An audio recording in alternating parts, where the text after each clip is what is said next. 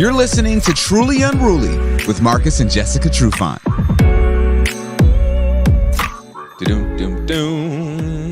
What's up, guys? How we feeling? Pretty good, Cal. Doing well, my brother. Doing well. How are you? I'm good. All right, cool. Good to see you guys. So I wanted to talk to you guys about something today that I was just in Turkey, in Istanbul, and I was flying back. And I was just like thinking about topics and stuff because I had fucking 14 hours to think about it. I had nothing but time. Wasn't going anywhere. And I was like, there was one thing that we've never talked about on this show. And like we talk about, saving relationships and trying to maneuver your way through shit. But sometimes like marriages just don't fucking work. They just don't. Salvageable. Mm-hmm. They're not salvageable, right? And so I wanted to know you guys' opinion. Now, granted, you guys have never been divorced. You've never been married before and priorly divorced. So I don't know. We might be all three of us might be a terrible group of people to talk about this, but I just think it's just our opinions. Hey, so just our opinion. That's even more of a reason. What would you guys say? Is there like an appropriate, I guess, like timeline to start talking to someone new when you're like freshly divorced or you're split up, but you're not divorced yet, but you're split up? Are you allowed to start seeing other people, or how soon can you start seeing other people? And on top of that, when is it okay, do you think, to introduce a new person to your kids? Kel, that was too many questions at once. Okay, we're going to go through. I'm sorry. Break it down. I'm sorry. That was a little too much for my brain. Up. All right, we'll go through one at a time. But okay, so do you guys think, like, what is the timeline you think, in your opinion, where you can start seeing new people? And is it okay to start seeing somebody when you're split? You're not, the legal paperwork might not have been processed yet, but you're living in separate places. Is it okay for you to start seeing other people? Well, first of all, legal paperwork is just that, paperwork. I think there's many factors that come into play when is it the proper time? Is there a proper time? Like, does somebody make some shit up and go, okay, a year after, it's okay? I don't know. I mean, some people probably had been seeing people the entire time. So shit, you just slide right in. And it just depends on the circumstances surrounding. It's like a personal thing. Like, were you truly hurt by that person? Maybe you don't want to date for a year or something. Or maybe you were already sick of that person and was just in that marriage just for the commitment purpose, and the day you sign the divorce paper or the day you separate, you are in those streets. I just think it's up to the individual, and it's kind of like grief. There's no process. There's no right or wrong way. In my opinion, I think it's very antiquated to say that, nice. You've got to have the divorce final. Do you? I don't know. What do you think, Marcus? Very interesting. I think this is I think it's to the individual. Mm-hmm. And if you're not in the space of being being on the right side of the court of public opinion, right? Your friends, your peers, people from just throughout your marriage, and what are they going to think and what are they going to say? Then there really is no time limit, I don't believe, as far as seeing other people. It's up to that person. It's up to that individual. Just like Jess said, if you're hurting, or if you've already been out the marriage for, 10 years and now the paperwork is just final, you've been separated for a long time, both parties are seeing other people, or it doesn't even matter. Both parties don't have to be seeing other people. But if you're already mentally and spiritually detached from this union, there is no time period as far as seeing other people. That's what I think. Like you said, it's the public opinion. That is why people wait and hold off and suppress their urges, because they are afraid of what other people might think of them. But that's BS though. Once you really sit down and think about it, it's about your own personal journey and your happiness or whatever you're trying to get out of life and your new situation. You know, Stella got a groove down back. On you wish they could get out of their marriage and move on, or wish they could do that shit. So they're hating. You got to be careful, because sometimes, you know, your peers and public opinion and people, you know, sometimes that's an opportunity, right? People that have been around, they kind of been keeping their distance, but now if the door's open and people can, you know, swoop right in, it could be a good thing, it could be a bad thing, but court of public opinion, like I said, I feel like, and like I said, we're just, this is just my humble opinion. I don't know, but I've seen it from a distance. Now, when it comes to the kids, though, the kids and introducing, you just moved right on to the next question. Well, you didn't answer the second question, so I was. But they were all lumped together. Kel said like 16 things in between. Well, I was listening. So. I heard it all, Kel. I heard all of it. So I'll take a step back. Is that okay if I do that? If I take a step back and get back to the same question? Go, Jess. Or are you going to answer for me and tell me what I should be saying to the? I can absolutely answer. No, go. But where was I at? I wanted to jump to the kids, but I'm just saying in general though, this thing and this. You know, people have to stay together forever and this is how it works. Sometimes it just doesn't work, and moving on is the best thing for everybody. So, and you jump the broom, and sometimes you got to backflip out of that thing and come back, and do something different, man. Do something different that moves you, that puts you in a space of enlightenment, and you're really enjoying and not just being in a relationship or being in a marriage, being in a union just for the sake of it. That's kind of, I feel like that's a back in the day thing. People got together for all sorts of different reasons, but not so much. People got married. It was for convenience. To have a good time or to live you know, this being a positive energy place. That's not so much a thing of the past. And maybe I'm wrong. I could be wrong, but I think you're right. But going forward, I think we're more aware now of what we want and what we need, and yes, we're way more in tune and tapping in. You know, thanks to social media and all that kind of stuff. And we only got so much time, so you know, man. It's kind of marriage, and I think we went over that.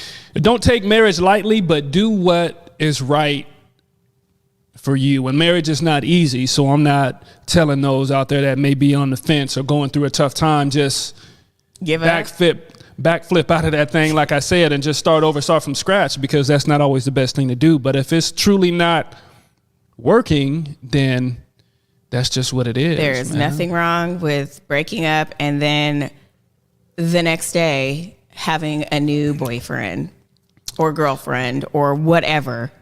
Or not having any commitment and just enjoying life freely, right? Travel, right? See the world and meet people along the way, right? Just rediscover yourself. Do you guys think it's messy at all? Because like I know a guy who he's actually been married a few times, but and like right after he got divorced, I shit you not, he moved a new woman in. Like a week and a half later. Now I know, I don't see anything wrong with that. Now I know we definitely said like on the public opinion front how it's like do what you want. It's just other people's perception. They're gonna have their perception. They're gonna think what they want to think.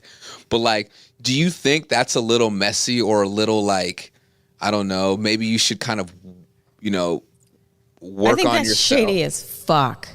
Okay. And clearly, you don't just. I don't know. I guess it happens sometimes where it's like I meet someone and, we talked all night and he never left. That type of shit. But yeah, right. Chances are that person had been talking to that person or was that person's side piece before then. And you got the green light and the person moves in the next week. Side piece or was what do you call it? Is confidant the right term? A confidant, side piece, a confidant. It's something, someone that he was speaking with as he's going through his struggles in his own marriage. I was about to say that, Marcus. Like what if this was that person that was helping me get through the struggle, and now okay. That goes back to having friends and not having friends of the opposite sex and stuff. Well, I'm not what? And we gotta there's so many layers to this, right? Did the wife step out, or was the guy stepping out, or what happened? Maybe there was no step out to contribute to the separation of the divorce, right? So, I mean, it is what it is. That's what I was gonna say. Okay. Enjoy yourself. It doesn't matter what anybody thinks, right? The friends of the wife or the husband, the family members, all these people are going to have so much to say, but it's just like social media. The next story will come in and take the place. Everybody will forget about it, and you'll be living happily after with your new piece of work. Or you'll be known as the fucking marriage wrecker or the post-marriage wrecker. I have no idea. You'll be known as the piece of shit. Allegedly. But like you said, you shouldn't care, but in reality, people... You're going to care. Right, tend to see themselves and judge themselves based off of how other people treat them or tell them or say to them. And so you're going to get down on yourself. You're going to feel guilty. But you know what? Fuck these people. I guess what I'm trying to say is don't let the chatter from the back overrule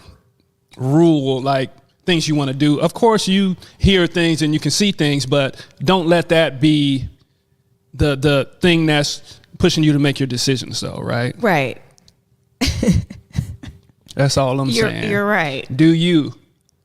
And I think in some ways you should kind of feel, if you really, I don't know. If you were really into the marriage, you should be hurt. You really should feel a little like, you should be in the shower crying for months and months and all this kind of stuff. People are like, you moved on, blah, blah, blah. You should be like, you know what?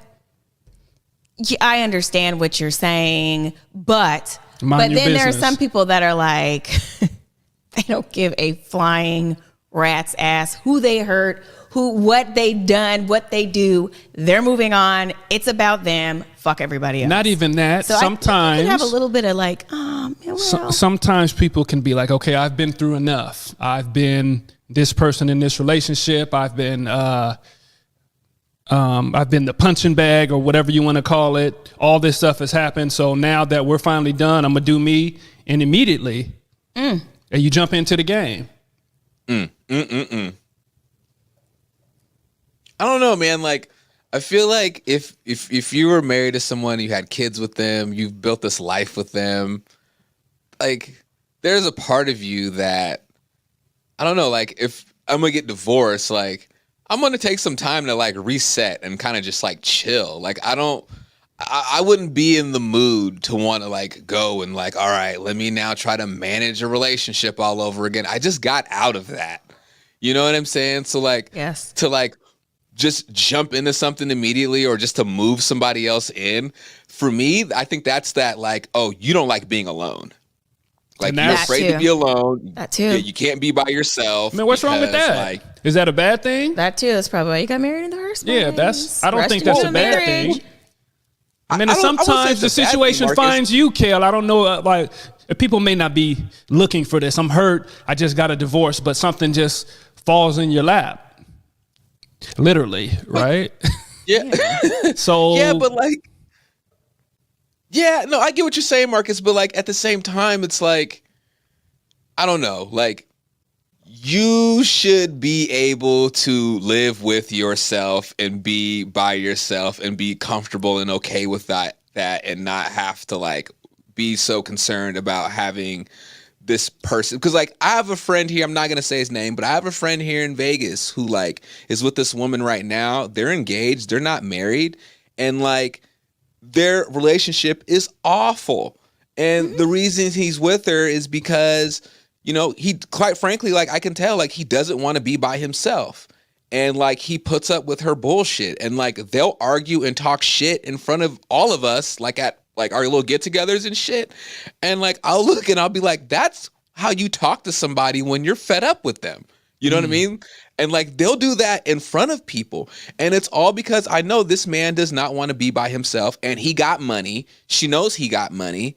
So like she sticks around, you know, and it's just, I don't know, that just seems toxic to me and just unhealthy. And I just feel like you have to first learn to love yourself and like be able to deal with yourself and be okay with being by yourself before you can start inviting that and inviting people like into your space. That's just my opinion. I don't know. I just think it's fucking weird. I get it. I totally understand your opinion. Yeah, you should be able to be alone and, you know, really take that time to, like I said earlier, reconnect with yourself and figure out what you really want in life and blah, blah, blah, blah, blah, or out of a mate and whatever. But I think, I can't remember, but I think statistically men do not want to be alone more than women, are not okay with being alone. That women are more likely to, that's what, like when your partner dies or something like that, men will jump and find another, maybe not another girlfriend, but somebody else to sleep with, somebody else to cuddle with, because you guys need that. So look that up, because I think it's a fact. So I see it. He doesn't want to be alone. You guys don't want to be alone. You guys are big babies deep down. Sorry. I'd say this. Everybody's not that good as far as life and loving themselves so much that they don't need to get into another situation and be okay with being by themselves. That's people that have had to practice, that have the reps, and have not had a bunch of trauma and all these type of things happen to them. Huh? Who hasn't had a bunch of trauma? I know, that's what I'm saying though. So it's hard to say, okay, yeah, after you get a divorce, you should just chill out and kind of be to yourself and find yourself and figure out exactly what you want to do. Some people need that companionship. They feel like they're left out in the cold, and I guess they're by themselves, and it's stressful. It's all these situations. And again, I'm just kind of shooting with my eyes closed because I really don't know. But everybody's not in that comfortable space to be like, okay, you need your needs met. I don't want to rush into something because it could be dangerous. It could not be good for me. It could be this, it could be that. So I'm going to just try it, man. I'm free now. This is unfamiliar. It's kind of scary, but it's kind of cool all at the same time. I'm feeling... Tell me how you really feel. I'm feeling young again. I'm trying to get my thing back, right? So some people may get like a rise from that and be like, okay, I'm back. I don't have to worry about my spouse. It's really about me now. And what do I want to do? How can I be selfish in a good way, right? If there's a such thing. Damn. If you could dig that, right? So we are a screwed up society, a screwed up people.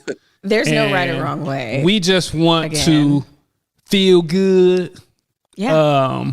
Be in a situation to where we feel like somebody could take care of us, or we could take care of somebody. It depends on kind of what's your thing. It's two different type of people, but people are messed up, bro. It's tough out here in general, right? And from the mental side, and relationships can take a toll on you. A bad relationship can definitely take a toll on you. So how do you know? You're speaking this like this is like, he's speaking it like he's coming from like true experience. Like you really... I mean, I watch a lot of TV, and I got a good... You watch Family Guy, but... So where are you getting this from? But I'm just saying, because I know people, I can kind of see stuff and understand what people are going through and what they're feeling. And things that are happening. Like I said, I was born on Christmas, now. if y'all didn't know. So I got this thing about me, right? I don't like to say it a lot, but I got this thing. So, yeah, people are struggling. That's all I'm trying to say. It's not perfect. This world is crazy. Mental health, physically going through stuff and just feeling like there's nobody out there to connect with. Or you're in a relationship and you're drowning and you don't know where to turn, and then you get out of it and it's like, oh, okay, I'm free. And now what do I do? Right?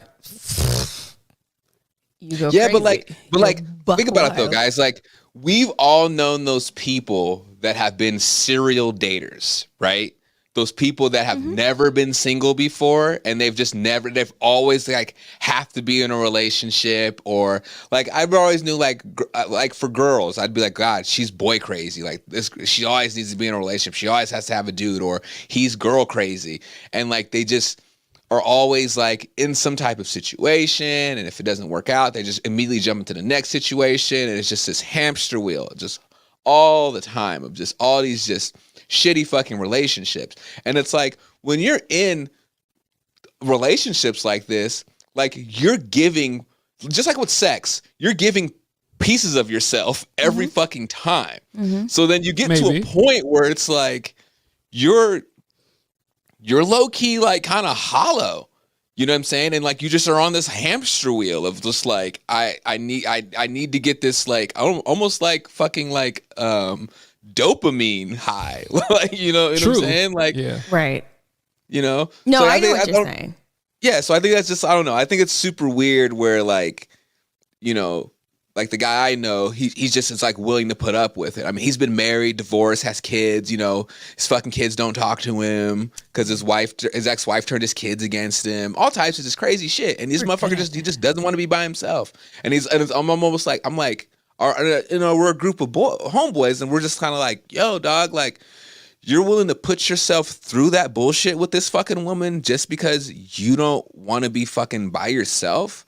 Like, there's obviously something deep down like you need to work on. There's something, you know, I don't know. Yeah, that's what I was going to say. That it does become, I don't know. It is something within you, especially, you know, serial dater. There is something that is missing that I don't think you can't find in somebody else, right? You have to find it within yourself. And people think that they're all like, you know, I go to church and I do this and I'm grounded and I know exactly. And no, half the fucking time, I guarantee you don't even really know who you are, what your wants and needs are. You're just kind of going off of the masses and what you're being told to feel and do and act and be. And so I do agree that sometimes it really is that person and they are completely missing something. I don't know what it is. I don't know if they're, you know, bringing in trauma, the past trauma plays a role in it, all of that kind of stuff. So there's many factors, and you can't even like really, I mean, before I would be like, oh, that weak ass person or whatever. But now I'm kind of like, I understand a bit more why people are serial daters and all that kind of stuff. There's just something not quite right. Do we believe that there's someone and it's not even not quite right. It's just something that is missing that you don't even know is missing. Do we believe that there's someone for everybody, even those type of people that don't really, like you said, Kel, it's kind of hollow or it's kind of shallow. They're serial daters. They can't really seem to get it right. It's always something that's going wrong. It's always drama attached to this situation, but maybe they just haven't found that right person to make them kind of change over or make the proper adjustments to be able to stay in a long-term relationship. I believe that. I feel like you got to fix yourself first. I feel like you only want to fix yourself if somebody is worth. Everybody isn't meant to be with somebody fixing themselves for. Though. I don't think everybody's meant to there are people that are not meant to be with people, just like there are people that are not meant to have kids. There are people that aren't meant. So I don't believe that there's somebody for everybody, but I believe everybody comes into your life to teach you something. Okay. Whether that's the person for have a relationship with them for one day or 1 month. I think that people come into your life for a reason and a season, and whether that's in marriage, whether that's in after marriage, all of that kind of stuff. Everything is here to teach you a lesson, to better yourself, for self-growth, self-awareness, self-growth, all that kind of stuff. So. Yeah, because I feel like if you don't know how to love yourself, like, how are you going to be able to give that to other people? Well, you can't. How are you going to know how to give that to the right person? Somebody got to come in and teach you how to do it. That's what I'm saying. And you're right. There is people that come along, like, just in my relationship with Marcus, I absolutely believe our paths crossed for a reason. And I absolutely believe he is here and very instrumental in me finding myself and my inner peace. This is the season, the reason, all those things. So, not like that. But I'm gonna say that saying that Black folks say all the time that I hate. Okay. He fills your cup. Damn, I hate that saying. Fills your cup with what? I don't know. Several things. I was going to say something very inappropriate. Go ahead. Say but no, it's deeper than just filling a cup. He literally has. He teaches me a lot of things about myself all of the time, and that's why I believe everybody's here to teach you something, and we just so happen to be married, and it just so happens that it's working out for us. There you go. Just so happened, roll the dice. Right. Throw them out there. You never know. Huh? You never know. People are crazy. People are people. That's very true. People are people. People are humans. Switch it up. People aren't perfect, right? Right. So if you're willing to put the effort in, if you're willing to be open, learn, accept new experiences and different perspective and point of view. So you do the same for me. I'm me and you're you, and we're pretty much polar opposites, right? Yes. So I learned a lot from you as well, of just seeing the world in a different way, right? Through a different lens, and it's opened my eyes to so many things. So in an aggressive way, I'd like to say. That's why we work, right? Yeah. Yeah. Yeah. Yeah, because like I had a friend growing up who his dad, who's a great fucking guy, and my mom used to say this all the time. She's like, such and such, he just always finds these just terrible women. Like he's like this dude, he'd always just marry and he'd marry these women, just these bad fucking women. And it wasn't until he fucking retired and moved to like Florida and like finally like found like a good woman that actually wasn't the cat I was friends with, mom, who was a great woman, but they never were married. But like every woman after the cat I was homies with, every woman he was with after that was just fucking terrible. Like I remember like one woman he was with essentially tried to like poison my homeboy. Oh. Like when he was a kid. Like crazy shit. Like crazy shit. You know? And so like I think about like his situation, and I'm like, yeah, like that's what and he was a good guy. Mm-hmm. He was a good guy, like, and I think that's what it was, is like he finally like just came across like that one person that just somebody for everybody. Yeah, and then he just like he held on to that somebody one. For everybody. Yeah, he like really like and he like really held on to that one, and it's like, and he's been happy ever since.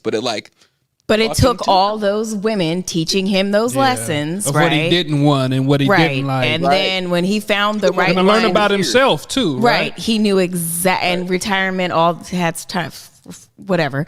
And that right one came along. It took this man almost 40 years to finally find like a good fucking woman, you know? It's never too late. Yeah. Yeah. Yeah. So my other question for you guys with this, the other part, because according to Jess, I asked 16 things. It was literally swear to God, it was like literally 3 questions.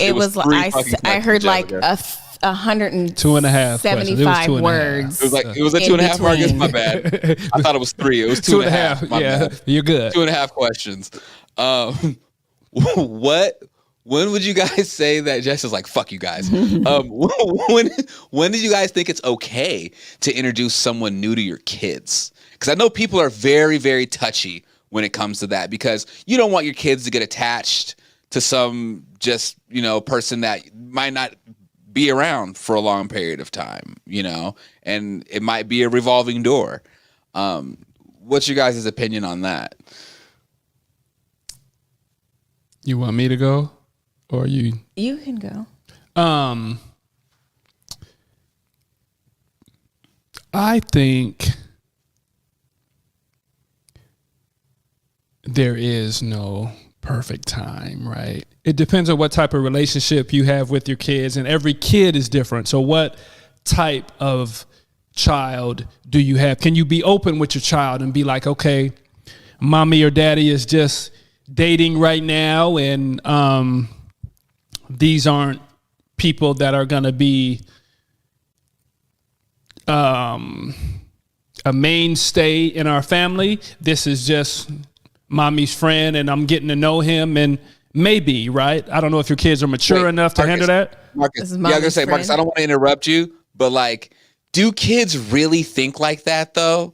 Well, that's what I'm saying. Let's say like an 8-year-old. Okay, well, yeah, like that's what I'm saying. It depends on the maturity. It definitely. I think introducing as mommy's friend is okay, but when mommy's friend is like in the bed with mommy and has his or her stuff at mommy's house, that's when it can be that's when it can become a little confusing. When Mr. Charles is staying the night. Yeah.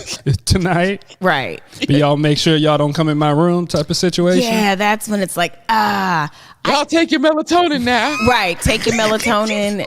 Come catch this NyQuil for kids. Come do all of this.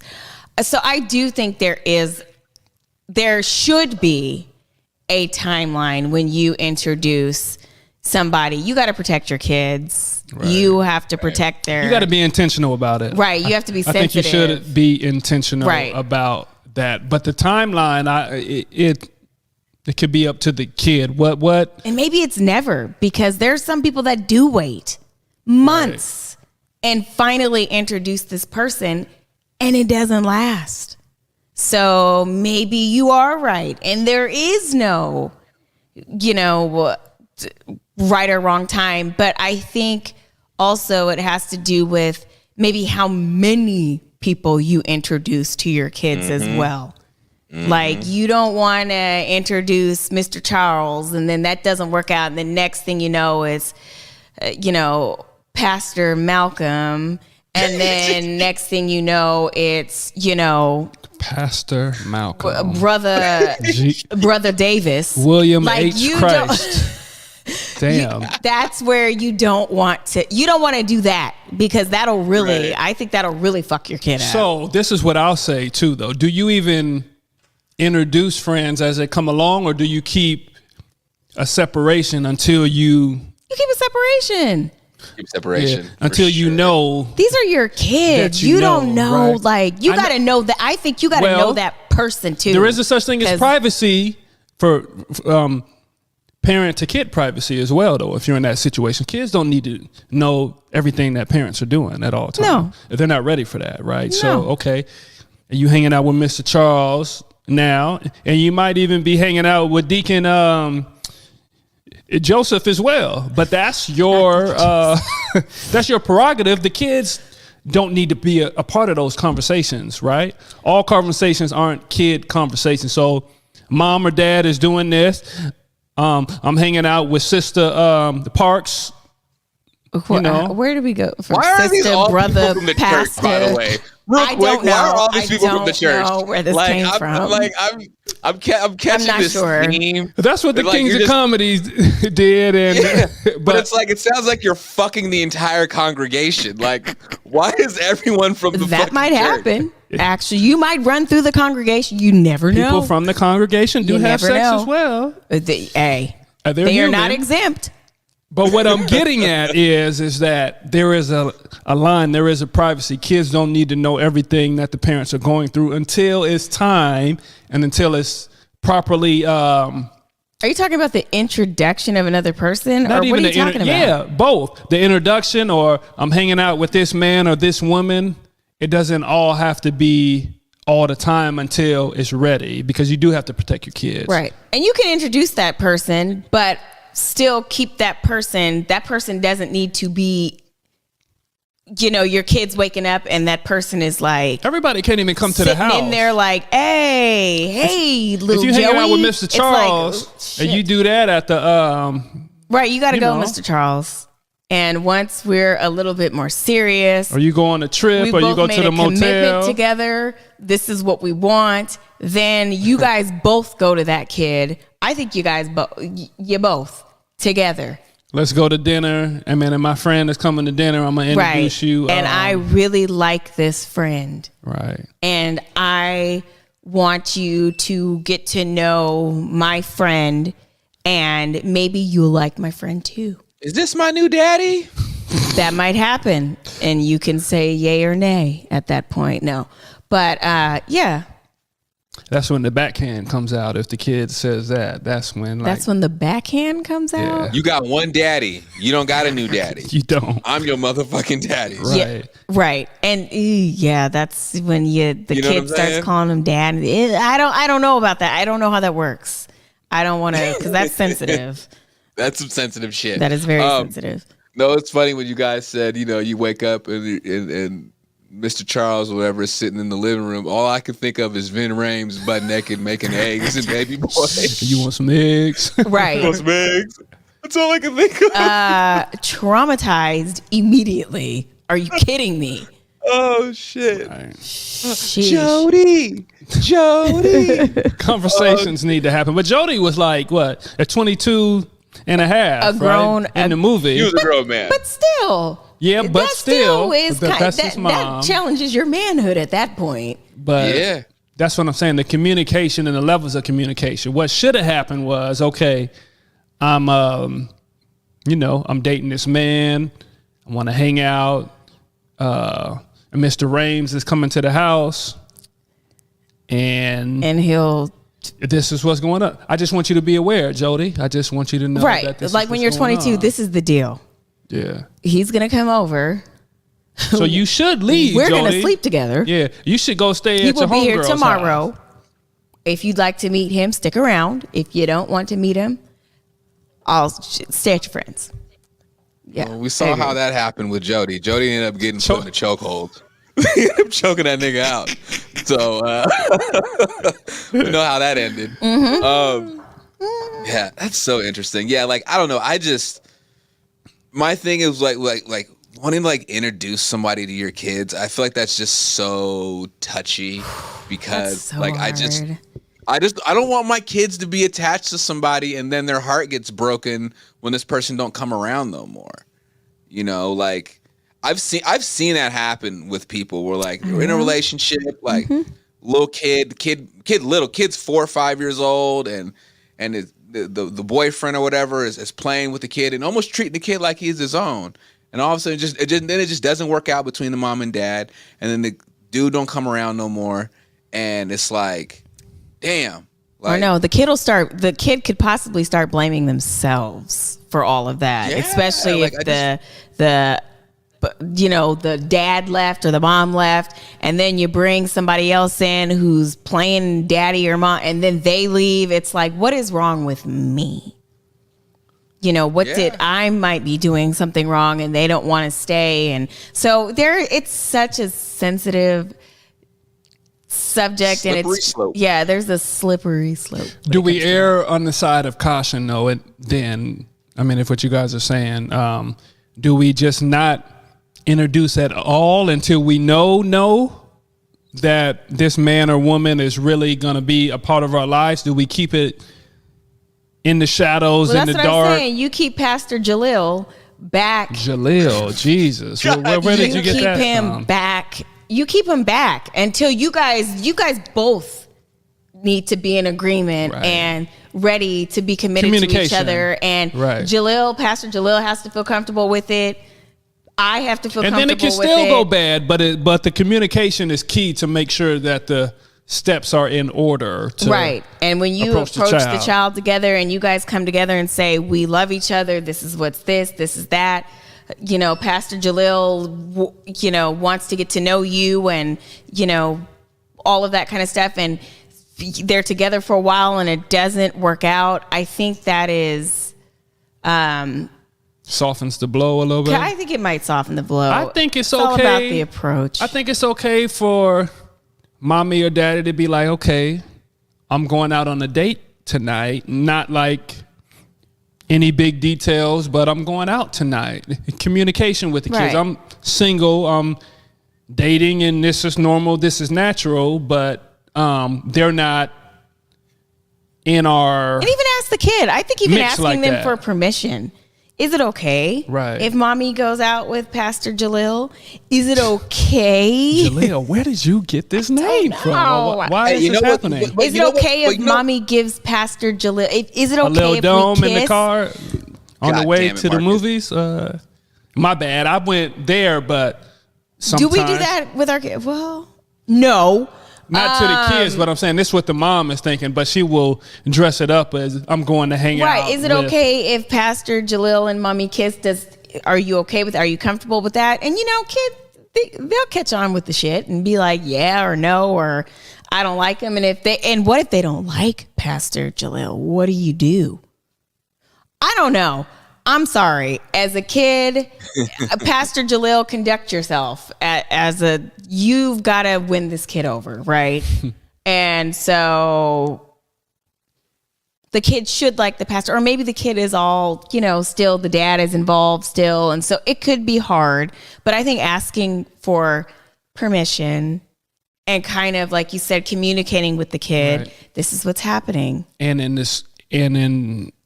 the dad is probably involved as well, though. So communication all the way around, 360 and vision. The dad to say it's okay. Don't be bringing some random ass nigga around my kid. Even bringing a random female as well from the dad's side. Kids involved. So it's true. 360 vision here. Is it all right if Pastor Jalil touches mommy's butt? Fair. Shit. Because I mean, then you have those kids too, though, that like, even let's say you were, you keep your private life like separate from them, and they don't, really know what's going on, and they'll ask you, Mom, why don't you have a boyfriend? Or like, Mom, Daddy, why don't you have a girlfriend? Why are you like? I remember when my parents got divorced, and like my mom didn't date, or at least for what I knew of, my mom didn't date for a long time. And I low-key kind of thought it was weird. And obviously she met my stepdad and they were together and rode off in the fucking sunset.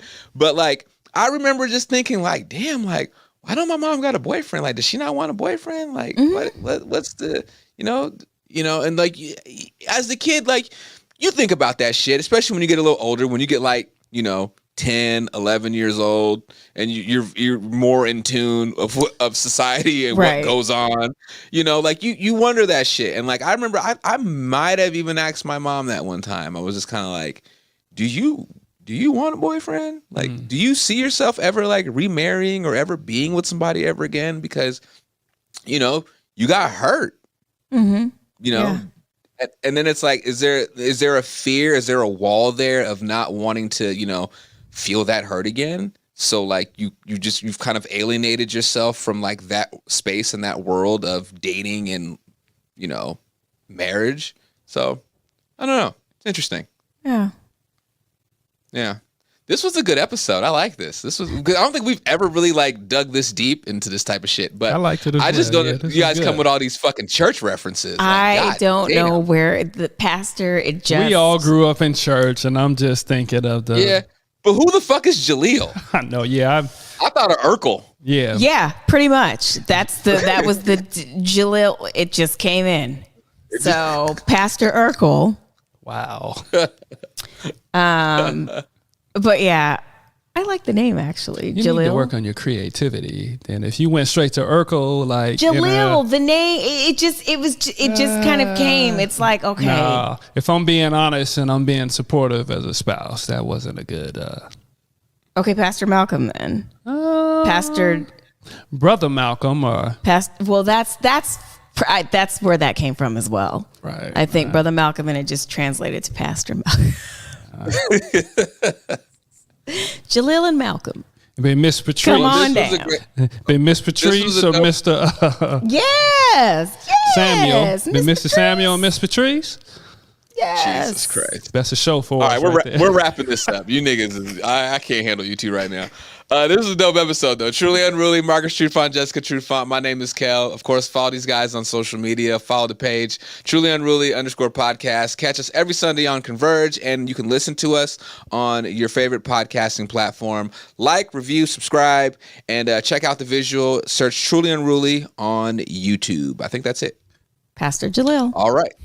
All right, Pastor Jaleel. Till next time, y'all. Peace and love.